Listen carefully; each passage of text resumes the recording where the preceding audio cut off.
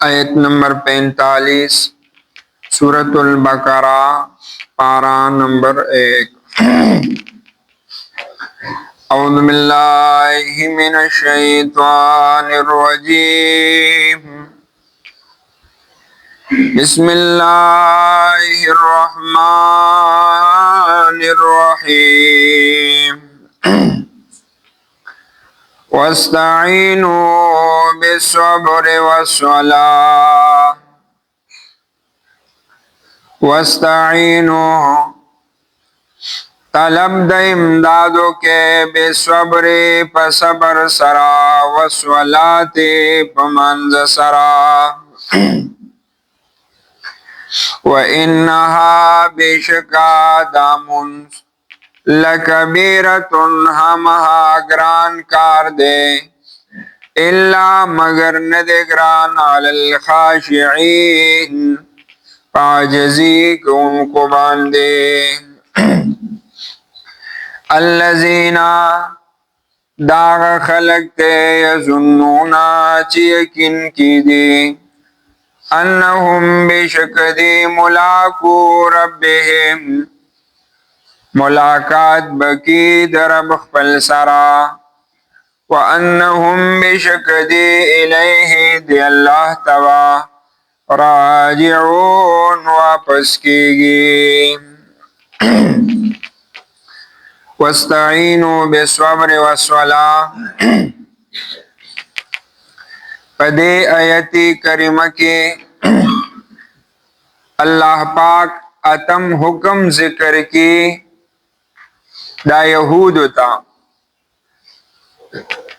और पदे के योद्वन उसखी जिक्र की कदा अल्लाह पाक ने इमदाद वाड़े यो बसबर कवे पसबर सरद अल्लाह इमदाद राजी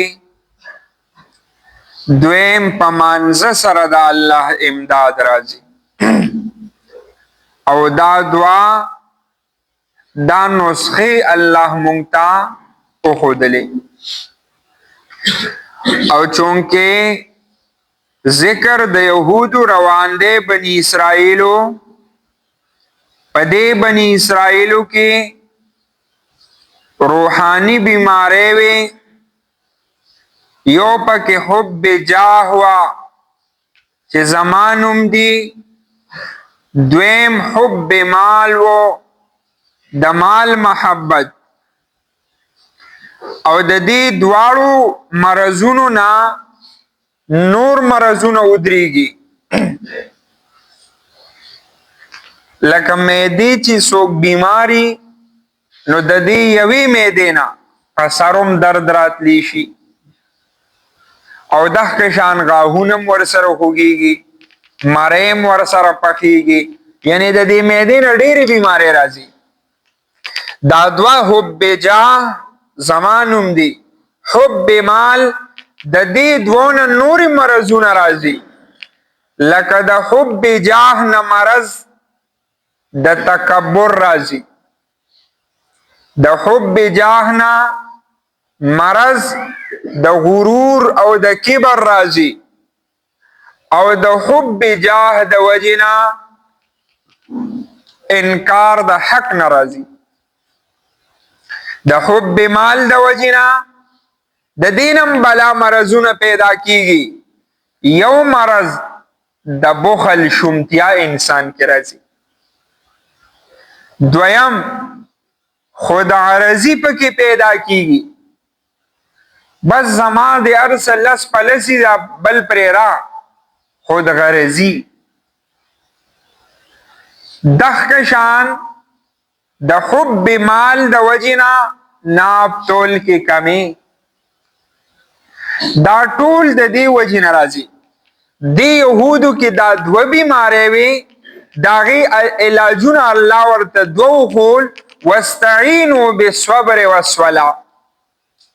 दा हुब्ब जाह कहत मवे मुंज बकवे मालदार गरीब द्वारे हो सब की उलार दी हुब्ब जाह द लहतमी सबर सरा द अल्लाह पलार के व खर्च के सोक बदर लसदर किना حب مال دی سره ختمیږي تاکہ با صبر بکے.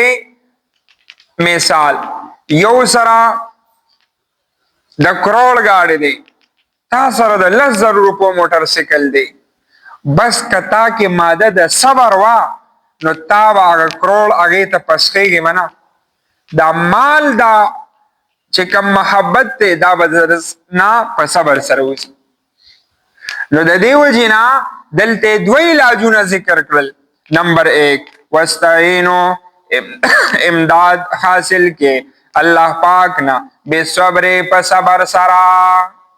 امداد د الله پاک راضی په صبر سره. لکه سورہ آل عمران کې به ان شاء الله راشي. نبی علیہ السلام د جنگ بدر موقع دا 313 دی مسلمانان، کافران 1000 دی، بیسر و سامان دی مسلمانان. خود دو علت خصلت ذکر کری یو پکی صبر دیلتے ہوئے بلا ان تصبروا وتتقوا ويأتوكم من فورهم هذا يمددكم بلا ان تصبروا. کا صبرم اکو اللہ بستاسو امدادو کی پس سرا بے الف من الملائکت 1000 فرشتے اللہ رو لے گئے. صحابوں نور صبرو کو بے 5000 من الملائکہ اللہ بے 50,000 رو لے گئے. نو صبر امونگ اللہ دی معافیو کی کرچا بچے مرشی سمرا غیر وایو نعوذ باللہ بس اللہ ویزلی دلیم دا سے چل دے زوان ٹوکو دا چل کو دا علامت دا صبر ندی. واستعینوا بالصبر کا امداد دا خدے حاصل والوی غاڑے صبر بکو. صبر زان للوی مفہوم دے لن لنڈوائیو بلزے قرآن کے اللہ وی ولمن صبرا چاچے صبرو کو وغفرا بلتے معافی اکڑا ان ذالک لمن عزم الامور دادا اللہ پنیز دا دیر اچت کارونو ندے. یو کس تا کنزل اکڑل نو تور تا کنزل مکوا تا صبر اکا اللہ وی داتا چی صبر اکا تا زمان پا نظر کے دیر لوے سڑی. امام ابو حنیفہ رحمت اللہ علیہ تا پر ڈک بازار کی چا کنزل اکڑل چکل ماس خوتن شو دمر تیلے دا پیسو ڈک اکڑلا وری اٹکو چکلے ور اٹکو رابار شو امام سے اگا کس اولی دو رنگ بدل شو امام سے برلدہ پیسو تیلے ورکڑلا پلان کی تاما سردیر لوی احسانو کو تا گورا ما تا پڑک بازار کی کنزل اکڑل خپلی نیکی دی مال راکڑلی زما بده تا واغستلی ماوی چې تا سره احسانو کما دا می تاله پیسې راوړي دا هغه په بدله کې والا. داسې د صبر مجسمه وي ها. دغه امام ابو حنیفه رحمت الله علیه ار دور کې علماء له تنګول والا خلک خبر والا خلک او ملنډو او پراپګانډو والا خلک دغه امام ابو حنیفه رحمت الله علیه چې ټول دنیا مقلد را داغه په تقلید کې روان دي دومره لوی شخصیت هغه وخت کې خلکو بتانګو امام صاحب با اکثر عیسی د شپې بلکې ماسختن به چې وداسو کو د سحر منځ به کو د ګرمو پروازو کې یا به د ګرمي ودو په سنت به عمل کو د ګرمي په وخت کې لګ ود کېدل کېلو لورتوي دا سنت عمل دی. امام صاحب ود شو په دویم چھت بالاخانه به ورته هغه کې کسراغه وری اوټکو امام صاحب د خوب نراغه را پاسید ویجیو مسئلے لراغلی حوائی مسئلہ دا کس ویرجی قرآن ای رشوا امام صاحب ورته خیر دی اس خبر دا لاړ شه بیا راشه. امام صاحب بیا لاړ ویده شو. دا کس پوهېږي چې سترګې به یې ورغلي، بیا راغی ډز ډز ور یې وټکو. امام صاحب بیا راکوز شو. چې کله راکوز شو نو ویې کتل هغه سړی بیا راغلی. چې کله بیا راغی امام صاحب ته وی جی مسلې تپوس له بیا رالم. وایه مسله چې لږ ساعت ویره جي ارانه بیا یې راشوه. امام صاحب ورته زه خیر دی لاړ شه بیا راشه. امام صاحب بیا وروخت ویده شو. دی په دریم ځل لاغې ور یې وټکو. امام صاحب بیا راکوز شو. د غرمو یعنی جون جولای ورځې ورته دې کې ویده شو. 3 پیرې دې څوک راپاسي. څومره ګران کار دی. او په خوله ویل اسان دي، خو چې دا څوک چا سره عملي وکړي نو دا به څه کوي، کیفیت به یې څنګه. امام صاحب چې کله په دریم ځل لاغې ګوره سوال ته اوس څه کي. وی جي هغه سوال مې رایاد شو. ښه جي وایه. وی یاره جي هسې ما وی که نه چې انسان دا لوی بول وکړي دا به خواږه او که تراخه. سوال ته څنګه کي. امام صاحب لږ دا سوچ وکړو. وی دا خواږه. نو امام صاحب ته بیا وی ولې تا سکلی دي؟ ورته وی ما سکلی نه دي، زه د خپلې تجربې نه ویم. وی دا مچ هغه ځای ته ځي کوم ځای چې خوږ سي دا تریخ لنې ځي. انسان چې کله لوی بولو کې نو بنګ مچان پې بنګار کی. نو زه دا ځکه ویمه چې مچ کوم ځای ته ځي خوږ نظم دی ویم چې دا به خواږي. نو امام صاحب یې خپل ځان سره راجوخ کو، په تندي یې ښکل کو. واقعي ته د صبر مجسمه یې کړم. واستعینوا بالصبر، صبر به ځان کې راولي. کور کې د ځان نم بس الله دې مافیو کې بلاګان جوړ کړي. چرته پوچی مالګه کمی ارس اولو اپلا. دې کې هو مالګه کمه ده، دې کې خدا چل دی. سالن نن تود نه دی،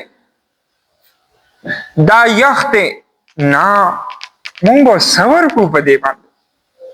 دا خدا سي نه دی چې بس دا پیسی وټل دی تا ته پکې ارس بس په دغه ملاویږي. خیر دی هم انسان دی. مونږ تاسو ځان کې صبر راو. صبر بیا په 3 قسمه دی. نمبر 1 صبر علی الطاعات. دا تاسو مونږ چې قرآن درس ته ناست یو دام د صبر یو علامت دی. قرآن تلاوت یا اوریدل ویل دا ثواب دی. صبر په نیکۍ باندې دام د صبر یو یعنی 3 درجیری دام پکې یو ده. په نیکۍ باندې صبر کول، یعنی په رمضان کې تراویح کول، بلا نفلونه او تلاوتونه پکې کول، یعنی نیکی کول دام صبر دی. دویم دی صبر عن المعصیت. خطاقت مشتا موکم را تشتا د ګناه طاقتم را کشتا زه دا ګناه پریدم دام صبر دی. د ګناه په وخت کې ګناه نه کول دام صبر دی. صبر عن المعصیت د ګناه نه صبر. طالب علم مدرسې ته روان، یو زنانه به په لار لیدو. نو دی طالب علم ته یو پیره اواز وکړو چې راشه مونږ کره څه چل دی. چې څه چل دی یعنی وی راشه دا سیز یا اوچت که. ده هم ساده باده سړی ولاړو، هغې ور بند کړی دی. هم دښکې ښځې ته د ګناه مطالبه کړې ده. چې کله د ګناه مطالبه کړې ده دی طالب علم ورته ووی ما ته خو لوی بولاله زه تا کوم بیا چې ته څه وې نو. دی باتروم ته چې دښکه باتروم د شاوه دی چې باتروم ته لړو او هلته یعنې لوی بولو کړلو ټول یې راواغستل په خپل بدن یې ولګول، په مخ یې ولګول، په لاسونو یې ولګولو. چې واپس راغی دی ښځې ته مخامخ شو زر ووځه په منع. دی واپس راغی او مدرسې ته چې تو نو ځان یې پاک کو ویلام بل نور جامې واچولې. چې څنګه ځان پاک کو په هغه ټیم ته خوشبو روانه شوله او دې چې مدرسې ته راغی په مدرسه کې خوشبو شوله استاد ورته هلکه دا خوشبو درنه د څه ځي خوشبو دې لګولې ده وایي نه جي نه ټول خلک حیران دی عجیبه قسمه خوشبو تی ځي استاد ته الوی جی ما دا چل کړی دی وی ښا ګوره د ګناه نه ځان یې بچ کو الله ته د بدن نه خوشبو روانه کړه او هغه خوشبو به ته بیا تللم نه بس هر ټیم به د هغه په بدن باندې دومره الله ورسره د کرم معامله نو صبر عن المعصیت د ګناه نه به ځان ساتو الله دې معافي وکړي الله دې معافي وکړي پاسېدل په ګناه دي او د کېدل په ګناه دي که ادینا کې 10,000 خلک واخلو نو 10,000 موبایل دي په یو موبایل کې د زنانه تصویر کتل دا ګناه ده یوه ګناه په ادینا کې 10,000 ګناهونه سار کېږي غرمه کېږي ماښام کېږي په بل کلي کې یعنی هر ورځ د الله نافرماني کېږي بر نه به فیصلې د رحمت څنګه راځي دا مخکې مشرانو به چې څنګه دعا ته لاس بره کړه یا الله باران وکړي هغوی به ګناهونه نه کولو واستعینوا بالصبر صبر عن المعصیت د ګناه نه به ګورې ځان صبر درېیمه درجه صبر علی المصیبت مصیبت در باندې راغی کور دې وسوځېدو بس دا الله لیکلې وه چغې به نه وهو الله ته به په الله شکوې او ګیلې او مانې د الله نه نه کو الله زمونږ نه ښه پوهېږي ولې د ایوب علیہ السلام د یعقوب علیہ السلام نے 40 کال خپل بچی جدا کړي نو جړولې ورپسې نو صبر علی المصیبت بیم صبر کړو سبه وی انما اشکو بسی و حزنی الی الله ز خپل فریاد غم درد مخلوق ته نه بیانو الی الله بر ذات والته بیانو صبر علی المصیبت مصیبت راغې بچی مړ شو تاوان او شو بس دا د بر د طرف نه دا الله دا سلی کلیوا نو صبر علی المصیبت مصیبت راغې پدې و صبر کو او صبر تاسو تموي بس ډیر لوی مفهوم لري یو واقعا امام احمد ابن حنبل رحمت الله علیه دا ډیر لوی سړیو دا د معتصم بالله په دور کې معتزله ډیرو هغه وی دا قران دا مخلوق ته څنګه چې موږ مخلوق یو ټول علماء چونکه دې بادشاہ وخت مو او ټول یو فتنه را خور شو چا کله پرې هودو چا سچلو کو یو امام احمد ابن حنبل رحمت الله علیه ادریدو بادشاہ وخت ورته وی دا مخلوق نه دا د خدای کلام دی کچره مون هغه وخت کې د پدخ کې مسالې نه وی ولاو لکه څنګه چې مونږ د مخلوق حتک اړاو څوک ولو څوک ور سره سچل کو ام دغه شان به مونږ یا قران سره کو خو دغه هغه وخت یو امام احمد بن حنبل رحمت الله علیه ورته ودرېدو ورته وی دا د خدای کلام دی دا د خدای مخلوق نه دی په هر صورت بادشاہ وخت ورته وی جلاد ته چې دی اوخه کول عام میدان کې لکه د دې وخت امام یعنی چې د وخت د دې وخت مفتی اعظم پاکستان مثال تکي عثماني صاحب دی د پورا دنیا کې علماء ته سم مسله راشي نو هغه تکي صاحب ترادا کی لکه هغه ته چې سزا ورکی ټول خلک یې میدان تراغله او امام احمد ابن حنبل رحمت الله علیه سزا تراولی میدان تا دغه وخت کې یو کس راغی د خلک داسي ولی خپل امام احمد ابن حنبل رحمت الله علیه توی ور په حق مسله باندې ولاړې چرته د دې حق نه وونړې امام صاحب ورته وی تاسو کې او ورته وی اتعرفني کس ورته وی تما پیژنې وینا زوتانه پیژنم ورته وی انا ابن الهيثم زما ابن الهيثم نوم دی زه د بغداد د ټولو نلوی ډاکوم اتل زر کروڑې مال په سرکاري رجستر کې راکړی شوی دی لیکن د غلان نیم اوریدلې ټول د یو حق مسله باندې ولاړې، لہذا ګورې حق به نه پرېږدې. امام صاحب وی هغه غل چې ماته سونه یعنی سره کړې ده، ماته سونه حوصله را کړې ده، سونه زه په دې حق کلک شوی یم، دونه ماته هېچا نه ده را کړې. ما ورته چې بالکل به ولاړې. په دغ کې یو مسله باندې بادشاه وهو او داسې به ووهو چې کله به وله کروړه را ووشتله، هغه به د بدن سره ولګېده، خو چې جلاد به ترې داسې کړل د هغه ځای نه به یې سرمنځان سره جدا کړل، داسې به یې ورته سزا ورکوله. او چې وی وهو پرتوغاښ یې وشلېدو، په هغه بېهوشۍ حالت کې زر یې اسمان طرف ته وکتل، اللهم استر عوراتنا، الله هر څه دې برداشت کولی شم، خدای زما یعنی عورت به مخلوق ته نه ښکاره کړي. امام صاحب وی چې کله بیا سزا یې ورته ورکړله، خو بیا ټیک چې دغه وخت کې د الله امداد ما لیدلی دی، زما پرتوغاښ دومره کلک شو چې دومره به اوسپنه هم کلکه نه ښه. دا د الله دغه جلاد ورته راغی او اوښکې یې په سترګو راتللې چې ما معاف کا د الله د رضا دپاره، چونکې د بادشاه وقت حکم و، زم نوکر یم، زما لاس تاله نه درتلل، بادشاه راته په سر باندې ولاړ. امام صاحب ورته وی تا به چې ماله دویمه پوړه راوویشتله، ما به درته ډومبې د الله د رضا دپاره معاف کړې وه، چې کله به دې راته درېیمه راوویشتله ما به درته دویمه معاف کړې وه، کمه به دې څلورمه راوویشته ما به درته درېیمه د الله د رضا دپاره معاف کړې وه. د ستا د ویلو نه مخکې ما ته الله رضا دپاره معاف کړې. نو ګوره دا و صبر، د صبر مجسمې وي. مونږ تاسو ځان کې صبر پیدا کړو. واستعینو امداد حاصل کې بصبر په صبر سره. حدیث کې راځي محبوب علیہ السلام فرمایي عجبا لامر المؤمن، د مؤمن دا سا عجیبا کار دی، کله دته خوشحالي ورسی هم د دپاره غوره ده، کله تکلیف ورسی هم د دپاره غوره ده. څنګه؟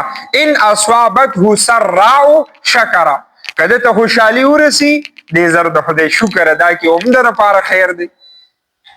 خو ان اصابته که چرې ورسیږي دته څو ضراء تکلیف، صبر پې وکړي نو بیا هم دلره خیر دی. نو ګوره په تکلیف کې هم خیر دی او په خوشحالۍ کې هم خیر دی. نو واستعینو امداد حاصل کې بصبر په صبر سره، والصلات او دویم په مانځه سره. محبوب علیہ السلام ته مشکل لاغې چرته به تو مسجد ته به راتو، مخلوق ته به نه تو، پس مسجد ته به راغې خپل خالق ته به مسله ووې، الله به وله حل کړله. ځکه مخلوق چې مخلوق ته ځي نو مخلوق خو خپله محتاج دی، مخکې خالق ته ووایو، د خالق به د مخلوق پړه کې واچي، بس زمونږ مسلې به حل کي بیا. نو والصلات او په مونځ سره.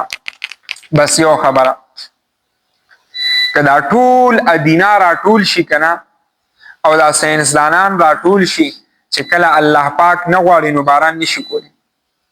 خو محبوب علیہ السلام مونږ ته یو عمل ښودلی چې دا مونځ دومره طاقتور څیز دی، که چېرې تاسو 2 رکعاته د استسقا مونځ وکړو، الله نه په صدق کې دل باندې دعا وغوښتله، د دې مونځ دومره لوی تاثیر دی چې بره په اسمانونو کې په وریځو باندې د دې اثر چلیږي، الله به د وریځو نه درنه د بر نه باران راووري.